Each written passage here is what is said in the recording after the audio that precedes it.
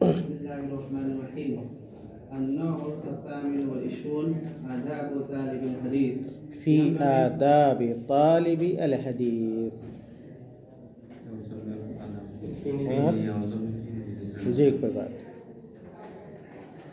ينبغي له بل يجب عليه إخلاص النية لله عز وجل فيما يحاول من ذلك ولا يكن قصده عرضا من الدنيا، فقد ذكرنا في المهمات الزجر الشديد وتحديد الأكيد على ذلك. بس. بسم الله الرحمن الرحيم وبه نستعين وصلى الله على نبينا محمد وعلى آله وأصحابه أجمعين وبعد. امام ابن کثیر رحمۃ اللہ علیہ نے حدیث کی جو 28ویں قسم بیان کی ہے، کہتے ہیں النوع 28 اور اس قسم کا تعلق طالب حدیث کے آداب سے متعلق ہے. فی آداب طالب الحدیث، حدیث کے ایک طالب کو یا حدیث کے طلبہ کو کن آداب سے متصف ہونا چاہیے، اپنے آپ کو کن آداب سے مزین آراستہ پیراستہ کرنا چاہیے، ان امور کو امام ابن کثیر رحمۃ اللہ علیہ نے اس قسم میں بیان کرنے کی کوشش کی ہے. کہتے ہیں ینبغی لہ بل یجب علیہ، کہتے ہیں امام ابن کثیر رحمۃ اللہ علیہ کہ طالب حدیث کو چاہیے، اور یہ صرف طالب حدیث ہی نہیں بلکہ ہر طالب علم، چاہے وہ حدیث کا طالب ہو، تفسیر کا طالب ہو، فقہ کا طالب ہو، یعنی شرعی علوم کے طلبہ کے لیے ان آداب سے متصف ہونا ضروری ہے. کہتے ہیں ینبغی لہ بل یجب علیہ، کہتے ہیں کہ طالب حدیث کے لیے مناسب ہے، اور پھر کہا کہ بلکہ واجب ہے اخلاص النیت للہ عز وجل فیما یحاولہ من ذلک، کہ جس قدر ممکن ہو سکے طالب علم کو اپنی نیت کے اندر اخلاص پیدا کرنے کی کوشش کرے، اخلاص پیدا کرنے کی کوشش کرے کہ یہ جو حدیث کا علم ہم حاصل کر رہے ہیں اور عقیدے کا علم حاصل کر رہے ہیں، فقہ کا علم حاصل کر رہے ہیں، شرعی علوم حاصل کر رہے ہیں، آخر اس کا مقصد کیا ہے، ہمارا ارادہ کیا ہے، ہم چاہتے کیا ہیں. اور اس تعلق سے بہت ساری باتیں آپ طلباء کو دیگر مناسبتوں سے بتلائی جاتی ہے. خاص طور سے جمعہ کے خطبے وغیرہ میں یہ بات آتی ہے کہ ایک طالب علم کو کیسا ہونا چاہیے، کن اوصاف سے متصف ہونا چاہیے، اور یہ بھی بتلایا جاتا ہے کہ ایک طالب علم کو اپنی نیت کی صفائی ستھرائی کرنی چاہیے اور اخلاص پیدا کرنے کی ہر ممکن کوشش ہونی چاہیے. اور اس تعلق سے امام احمد رحمۃ اللہ علیہ کا قول ذکر کیا جاتا ہے کہ ایک طالب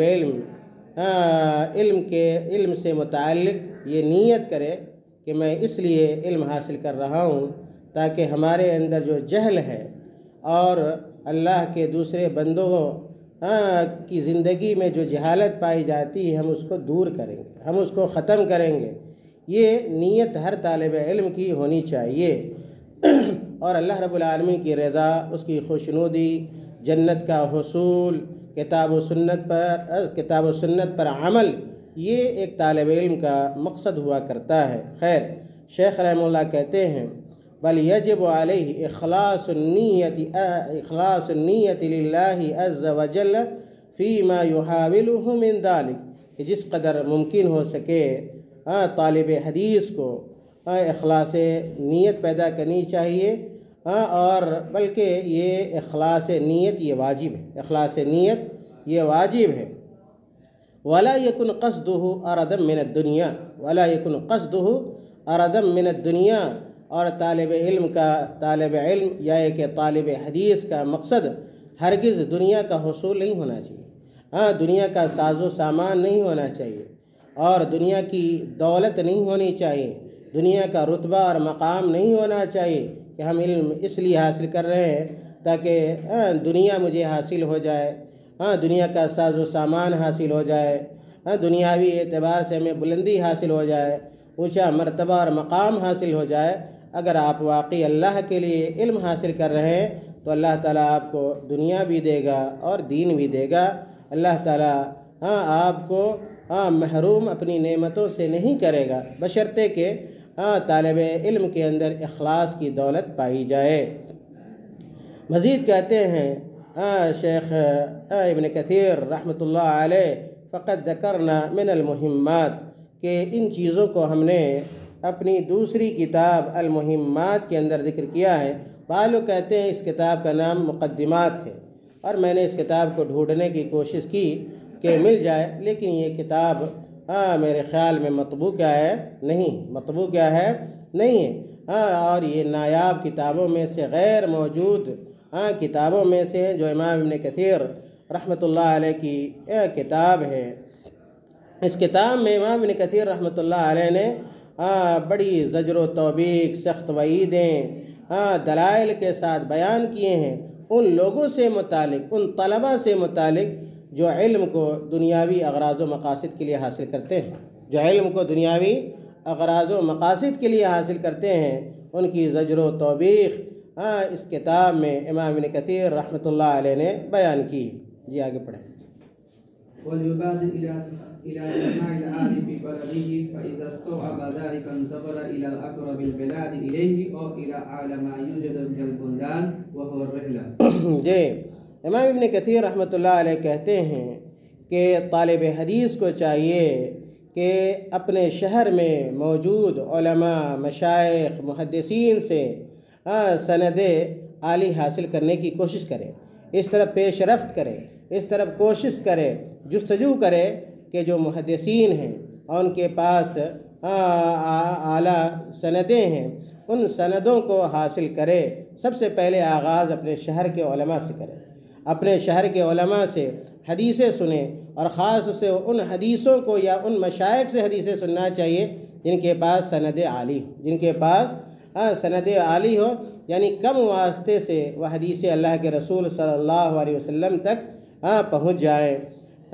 اور جب اپنے شہر کے علماء سے حدیثوں کو سن لے، فَإِذَا اسْتَوْعَبَ ذَلِكَ انتقل إِلَىٰ أَقْرَبِ الْبِلَادِ إِلَيْهِ، پھر اپنے شہر کے قریب جو علاقے ہیں، جو شہر ہیں، ان شہروں کا رخ کرے اور پھر وہاں کے علماء، مشائخ اور محدثین سے علم حاصل کرنے کی کوشش کرے، بلکہ او الی اعلی ما یوجد من البلدان، یا کہ شہروں میں جن محدثین کے پاس اعلیٰ سندیں ہیں ان سندوں کو اور ان حدیثوں کو وہ سنے اور حاصل کرے۔ یعنی دور طلب علم کے لیے اگر دور دراز سفر کرنے کی بھی ضرورت پڑے اور جانے کی بھی ضرورت پڑے، علماء اور محدثین سے ملاقات کی ضرورت پڑے، تو طالب علم کو اس سے پیچھے کیا ہے نہیں رہنا چاہیے، بلکہ حصول علم کے خاطر آدمی کو سفر کرنا چاہیے۔ اگرچہ سفر کریں گے آپ، پریشانی ہوگی، دقتیں پیش آئیں گی، لیکن آپ کو پریشانیوں سے گھبرانا نہیں ہے، مصیبتوں سے بھاگنا نہیں ہے۔ جب تک آپ مصیبتوں کو برداشت نہیں کریں گے، سردی اور گرمی کو برداشت نہیں کریں گے، تو آپ علم حاصل نہیں کر سکتے ہیں۔ اور اسی کو حصول علم کے خاطر دور دراز کا سفر کرنا، محدثین سے ملاقات کرنا، اسی کو اسلاف کی اصطلاح میں الرحلہ العلمیہ کہا جاتا ہے، علمی اسفار کہا جاتا ہے۔ اور طالب علم کے اوصاف میں سے ایک یہ وصف ہے کہ آدمی علمی سفر کرے، علمی کیا ہے سفر کرے۔ جی آگے پڑھیں۔ وقد ذكرنا في المهمات مشروعية ذلك. قال إبراهيم بن أدهم رحمه الله إن الله ليدفع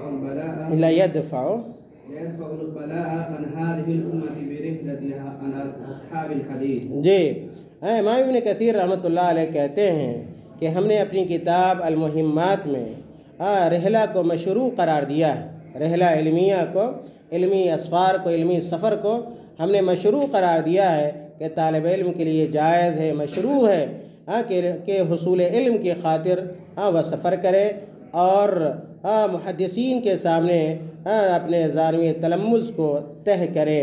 اور اس سلسلے میں علمی اسفار سے متعلق امام ابن کثیر رحمۃ اللہ علیہ نے ابراہیم بن ادہم رحمۃ اللہ علیہ کا قول ذکر کیا کہ ابراہیم بن ادہم کہتے ہیں ان اللہ لیدفع البلاء عن هذه الامة برحلۃ اصحاب الحدیث، کہ محدثین کی رحلت کی وجہ سے، یعنی ان کے علمی اسفار کی وجہ سے، علمی سفر کی وجہ سے اس امت کی بہت ساری پریشانیوں کو، بہت ساری مصیبتوں کو اور بلاؤں کو اللہ تعالیٰ کیا کر دیتا ہے؟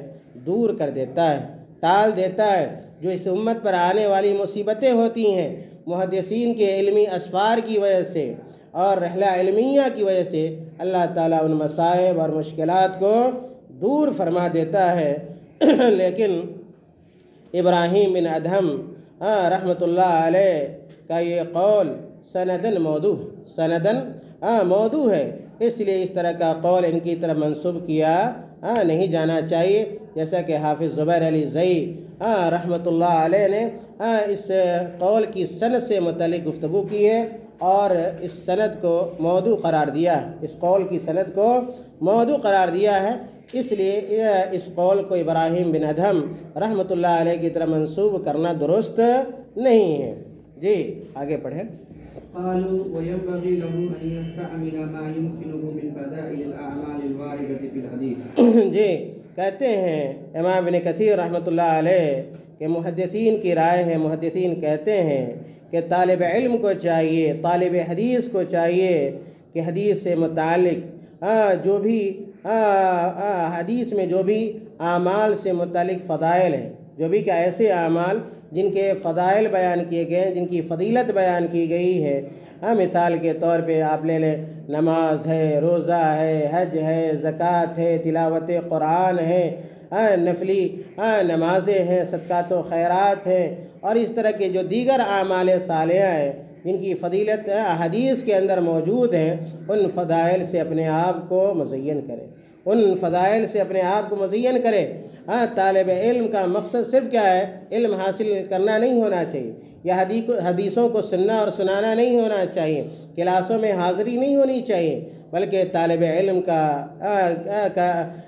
کا وصف ہوتا ہے، اس کی پہچان ہوتی ہے کہ طالب علم عمل بھی کرتا ہے، جن حدیثوں کو سنتا ہے، جن حدیثوں کو پڑھتا ہے اور جو علم حاصل کرتا ہے شریعت کا، دین کا علم، اس پر خود عمل پیرا ہوتا ہے۔ اسی کی طرف امام ابن کثیر رحمۃ اللہ علیہ نے اشارہ کیا اور کہا وَيَنبَغِي لَهُ أَن يَسْتَعْمِلَ مَا يُمْكِنُهُ مِنْ فَضَائِلِ الْأَعْمَالِ، فضائل اعمال پر عمل کرے، من فضائل الاعمال الواردۃ فی الاحادیث، احادیث کے اندر جو ایسے اعمال جن کی فضیلت بیان کی گئی ہے ان کو اپنی زندگی میں داخل کرے، انہیں اپنی زندگی میں داخل کرے، عالم با عمل بنے، عالم بے عمل نہ بنے، عالم بے عمل نہ بنے۔ جی كان بشر بن حارث الحافي يقول يا أصحاب الحديث أدوا زكاة الحديث من كل 200 حديث 5 حدیث۔ جی کہتے ہیں امام ابن کثیر رحمۃ اللہ علیہ نے مزید کیا ہے عمل سے متعلق کہ طالب علم کو چاہیے کہ عمل بھی کرے، عمل سے دور نہ رہے، عمل سے کنارہ کشی اختیار نہ کرے، عمل سے اپنی زندگی کو خالی نہ رکھے۔ اس تعلق سے امام ابن کثیر رحمۃ اللہ علیہ نے بشر بن الحارث الحافی کا قول ذکر کیا، کہتے ہیں کان بشر بن الحارث الحافی یقول، کہ بشر بن الحارث الحافی کہا کرتے تھے یا اصحاب الحدیث، یا اصحاب الحدیث، کہ اے حدیث والو، یعنی اے محدثین، اے طالب علموں جو علم حاصل کرتے ہو، ادو زکاۃ الحدیث، ادو زکاۃ الحدیث، حدیث کی زکوٰۃ ادا کیا کرو، حدیث کی زکوٰۃ ادا کیا کرو۔ حدیث کی زکوٰۃ کیا ہو سکتی ہے؟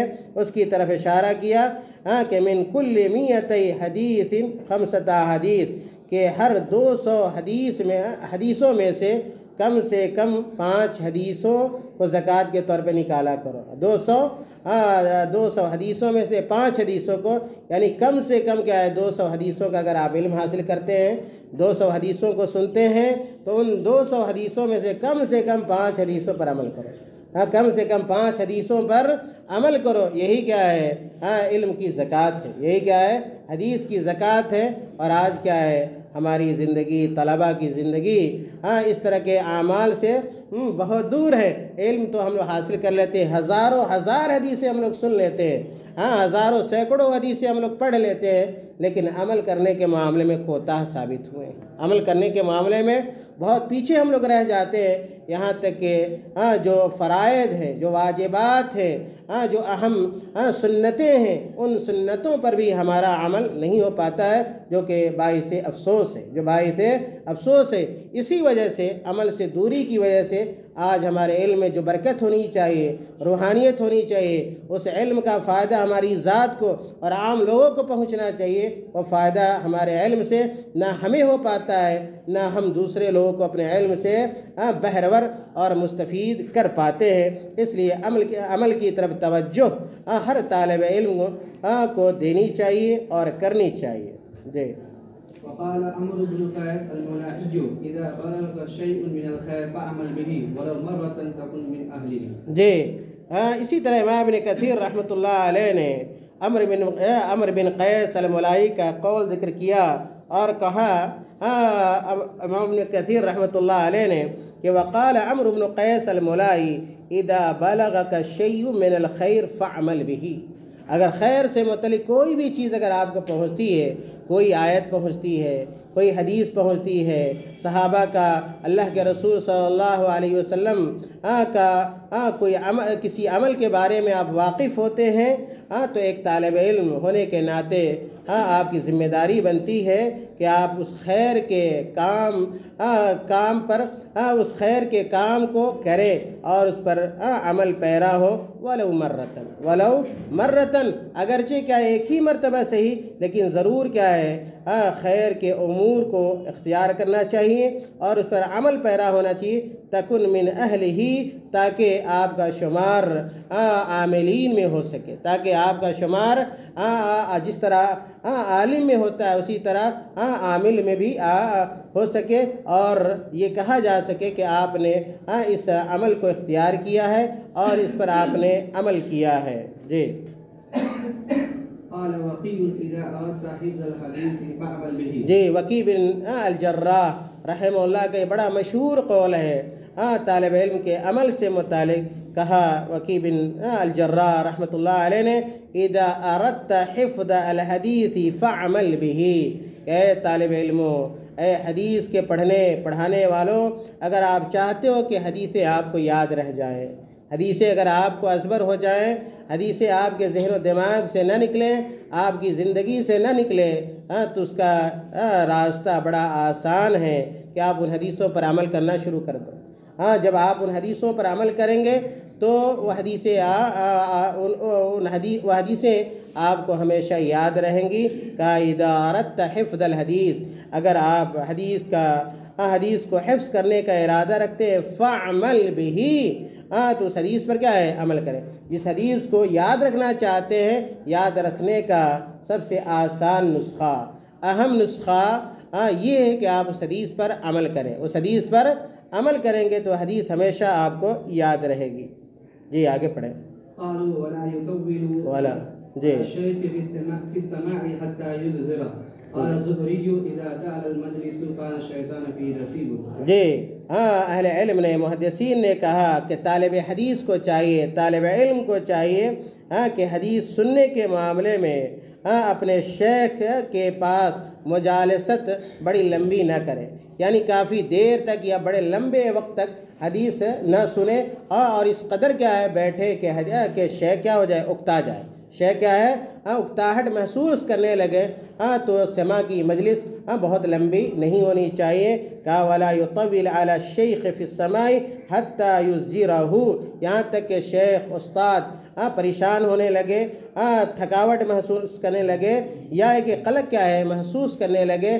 اس لیے حدیث کی جو مجلس ہونی چاہیے، سماع حدیث کی مجلس، وہ بہت زیادہ طول طویل نہیں ہونی چاہیے، بلکہ مختصر ہونی چاہیے، تاکہ استاد کو تھکاوٹ محسوس نہ ہو۔ اور اسی سلسلے میں امام زہری رحمۃ اللہ علیہ نے کہا کہ اذا طال المجلس کان للشیطان فیہ نصیب، کہ جب علم کی مجلس اور خاص طور سے حدیث کی مجلس بڑی لمبی ہو جاتی ہے، کوئی بھی مجلس آپ دیکھیں گے جب اس کے اندر طوالت آ جاتی ہے تو بہت ساری ایسی باتیں شروع ہو جاتی ہیں جو اس کا موضوع کیا ہے نہیں ہوتا ہے، یا ہے کہ مجلس اس لیے منعقد کیا ہے نہیں کی گئی ہوتی ہے۔ اس لیے ہمیشہ آدمی کو کوشش کرنی چاہیے کہ اس طرح کی مجلسیں مختصر ہوں، تاکہ نہ طالب علم اکتاہٹ محسوس کرے اور نہ سامعین اکتاہٹ محسوس کرے، اور نہ جو استاد ہے اور محدث ہے وہ اکتاہٹ محسوس کرے۔ اس لیے حدیث کی مجلسیں جو مختصر ہونی چاہیے۔ جی آگے پڑھو۔ وَلْيُفِدْ غَيْرَهُ مِنَ الطَّلَبَةِ وَلَا يَكْتُمْ شَيْئًا مِنَ الْعِلْمِ فَقَدْ جَاءَ الزَّجْرُ عَنْ ذَلِكَ۔ جی کہا امام ابن کثیر رحمۃ اللہ علیہ نے طالب حدیث کے اوصاف میں سے اور علامتوں میں سے ایک علامت یہ بھی ہے وَلْيُفِدْ غَيْرَهُ مِنَ الطَّلَبَةِ، کہ آپ جو علم حاصل کر رہے ہیں آپ یہ نہ سمجھیں کہ صرف یہ آپ ہی کا حق ہے۔ اگر آپ کو اللہ تعالیٰ نے یہ سنہرا موقع دیا ہے کہ آپ علم حاصل کر رہے ہیں، قرآن کا علم حاصل کر رہے ہیں، حدیثوں کا علم حاصل کر رہے ہیں، شرعی علوم حاصل کر رہے ہیں، تو آپ دوسرے طلباء کو بھی فائدہ پہنچائیں، دوسرے طلباء کو بھی فائدہ پہنچائیں۔ وَلَا يَكْتُمْ شَيْئًا مِنَ الْعِلْمِ، اور علم کو آپ چھپانے کی کوشش نہ کریں، علم کو اپنے حد تک محدود کرنے کی کوشش نہ کریں، بلکہ اللہ کے بندوں کو جس قدر ہو سکے آپ اس علم سے مستفید فرمائیں۔ اور کہتے ہیں امام ابن کثیر رحمۃ اللہ علیہ نے فقد جاء الزجر عن ذلك، کہ ان لوگوں کی زجر و توبیخ کی گئی ہے شریعت میں جو علم حاصل تو کرتے ہیں لیکن اس علم کی تبلیغ نہیں کرتے، نشر و اشاعت نہیں کرتے، لوگوں کے مسائل کو حل نہیں کرتے، لوگوں کے فتاوی، لوگوں کے سوالات کے جوابات نہیں دیتے، دعوت و تبلیغ نہیں کرتے اور اس کو چھپائے رکھتے ہیں، تو ایسے لوگوں کی زجر و توبیخ بھی حدیث کے اندر کی گئی ہے۔ احمد محمد شاکر رحمۃ اللہ علیہ نے لکھا کہ تبلیغ العلم واجب، علم کی تبلیغ کیا ہے؟ واجب ہے۔ تبلیغ العلم واجب ولا یجوز کتمانہ، اور علم کا چھپانا جائز نہیں ہے، لیکن علم ان لوگوں کو پہنچانا چاہیے جو علم حاصل کرنا بھی چاہتے ہیں، لیکن جن کا عمل اس بات کا ثبوت ہو کہ وہ علم کو سننا نہیں چاہتے ہیں اور علم حاصل کرنا نہیں چاہتے ہیں، تو پھر ایسے لوگوں کو علم پہنچا کر کوئی خاص فائدہ نہیں ہے۔ جو سننا ہی نہیں چاہے اور پڑھنا ہی نہیں چاہے، تو پھر اگر ایسے لوگوں سے اگر آپ علم کو چھپاتے ہیں تو کوئی حرج کی بات کیا ہے؟ نہیں ہے۔ لیکن ایسا آدمی جو علم حاصل کرنا چاہ رہا ہو اور جو دین سیکھنا چاہ رہا ہو اور آپ سے پوچھ رہا ہو، معلومات حاصل کر رہا ہو، پھر بھی کیا ہے آپ نہ بتائیں، تو پھر کیا ہے آپ زجر و توبیخ کے اندر داخل کیا ہے ہوتے ہیں۔ جی قالوا ولا يستنكف أن يكتب عمن هو دونه في الرواية والدراية۔ جی امام ابن کثیر رحمۃ اللہ علیہ نے کہا اہل علم کہتے ہیں کہ ولا يستنكف ان يكتب عمن هو دونه في الرواية والدراية، یہ استنکف امتنع کے معنی میں، کس کے معنی میں؟ امتنع کے معنی میں کہ طالب حدیث کو کبھی بھی حدیث کی روایت یا درایت اپنے سے کم عمر سے حاصل کرنے سے رکنا کیا ہے؟ نہیں چاہیے، اور کبھی حیا اور شرم محسوس نہیں کرنا چاہیے کہ یہ تو ہم سے عمر میں چھوٹا ہے یا ایک ادنا ہے، ہم اس سے کیسے حدیث سنیں، کیسے اس سے روایتیں حاصل کریں۔ یہ کبھی بھی ایک طالب حدیث کو اپنے ذہن میں نہیں لانا چاہیے۔ علم کا معاملہ ہے، جہاں بھی مل جائے آپ اس کے زیادہ کیا ہے حقدار ہیں، اور آپ کو کوشش کرنی چاہیے کہ اگرچہ کیا ہے آپ سے علم میں یا کہ عمر میں چھوٹا ہے، لیکن اگر اس کے پاس حدیث ہے، حدیث کی روایت ہے اور حدیث کی درایت ہے جو آپ کے پاس نہیں ہے، تو اس سے حدیث سننے میں کوئی حرج کی بات نہیں ہے۔ ہم مثال کے طور پہ اگرچہ آپ کیا بڑی کلاسوں میں ہیں، لیکن اگر کوئی ایسی چیز ہے جو متوسطہ کے طلباء کے پاس ہے، ثانویہ کے طلباء کے پاس اگر علم ہے تو آپ کو ان سے علم حاصل کرنے میں حیا محسوس نہیں کرنی چاہیے کہ ہم کیسے اس سے پوچھیں، کیسے اسے سوال کریں، اور کیا ہے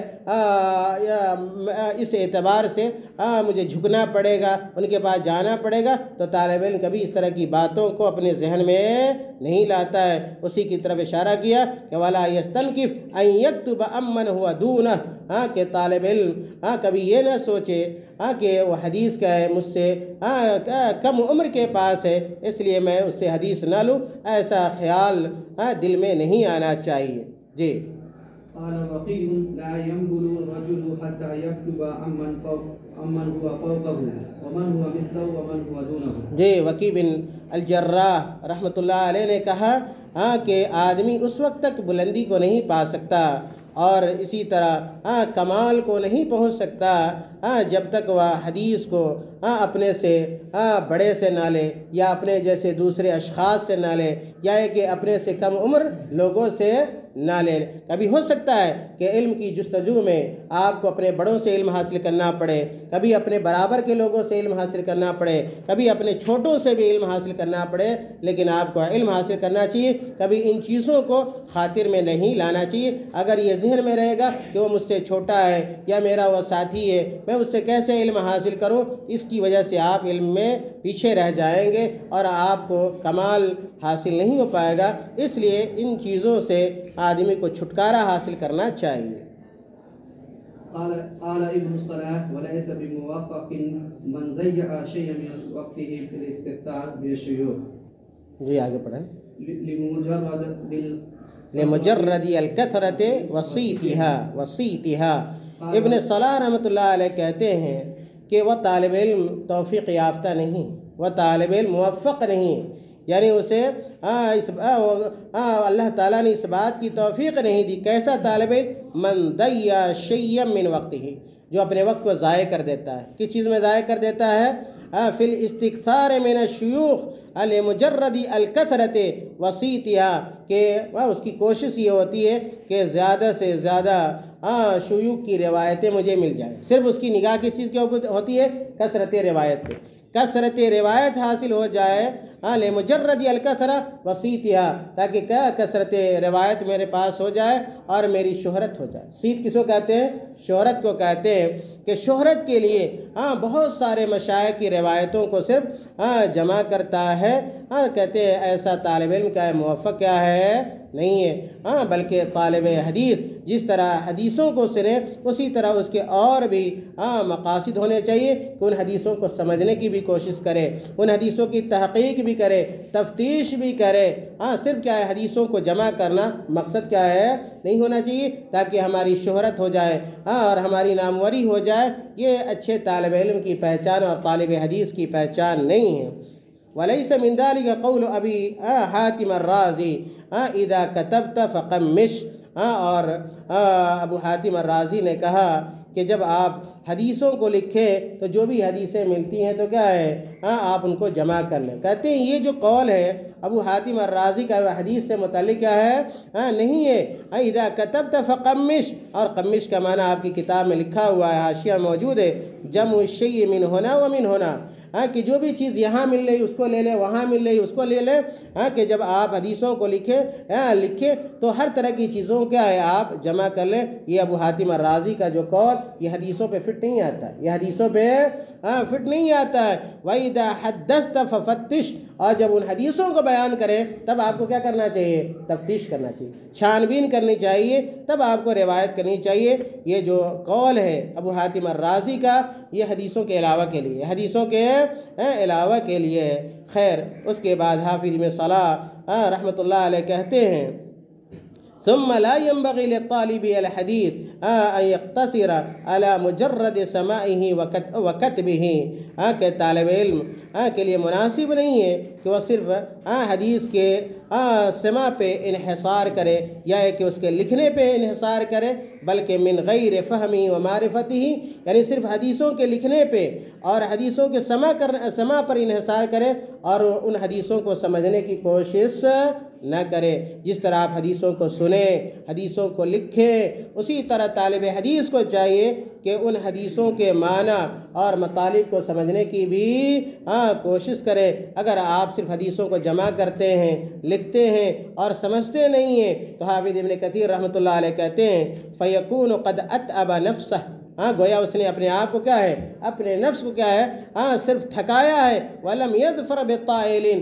اور کیا ہے، اس نے کوئی کامیابی کیا ہے حاصل نہیں کی ہے، یعنی اس کی جو یہ محنت ہے وہ ضائع ہے، وہ برباد ہے اگر وہ صرف حدیثوں کو لکھتا ہے اور سمجھنے کی کوشش کیا ہے نہیں کرتا ہے۔ تو اچھے طالب علم کی پہچان ہے کہ جو پڑھے اس کو سمجھنے کی بھی کوشش کرے، جو لکھے اسے سمجھنے کی بھی کوشش کرے، اور صرف اس کا ہم اور اس کا مقصد صرف علم کو جمع کرنا نہ ہو، بلکہ کیا ہے، علم کو جمع بھی کریں اور انہیں یاد کرنے والی جو باتیں ہیں اور چیزیں ہیں انہیں یاد بھی کریں، اور ساتھ ہی ساتھ کیا ہے، اصل جو مقصد ہے، فہم ہے، اس مقصد کو بھی حاصل کرنے کی کوشش کریں۔ کہتے ہیں ثم حث على سماع الكتب المفیدة من المسانید والسنن وغیرها، اور طالب حدیث کو چاہیے کہ مسانید کے باب میں اور سنن کے باب میں جو کتابیں اہل علم کی ہیں، محدثین کی ہیں، ان کتابوں کو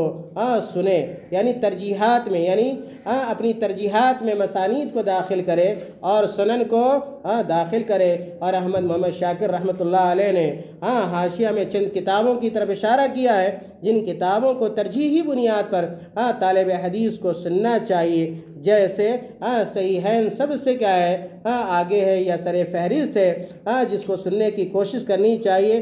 اسی طرح سنن اربعہ ہیں، جیسے سنن ابی داؤد ہے، ترمذی ہے، نسائی ہے، ابن ماجہ ہے، ان کتابوں کا درک حاصل کرنا چاہیے اور ان کتابوں کو پڑھنے سمجھنے کی اور ان کی حدیثوں کو یاد کرنے کی کوشش کرنی چاہیے۔ اسی طرح امام ابن خزیمہ رحمۃ اللہ علیہ کی صحیح ہے، امام ابن حبان رحمۃ اللہ علیہ کی صحیح ہے، اسی طرح امام بیہقی رحمۃ اللہ علیہ کی سنن الکبریٰ ہے۔ اور کہتے ہیں احمد محمد شاکر رحمۃ اللہ علیہ السنن الکبریٰ کے بارے میں، السنن الکبریٰ جو امام بیہقی رحمۃ اللہ علیہ کی ہے، وَهُوَ أَكْبَرُ كِتَابٍ فِي أَحَادِيثِ الْأَحْكَامِ، کہ احکام کی حدیثوں سے متعلق سب سے عظیم ترین اگر کوئی کتاب ہے تو وہ کون سی کتاب ہے؟ السنن الکبریٰ ہے، جو امام بیہقی رحمۃ اللہ علیہ کی کتاب ہے۔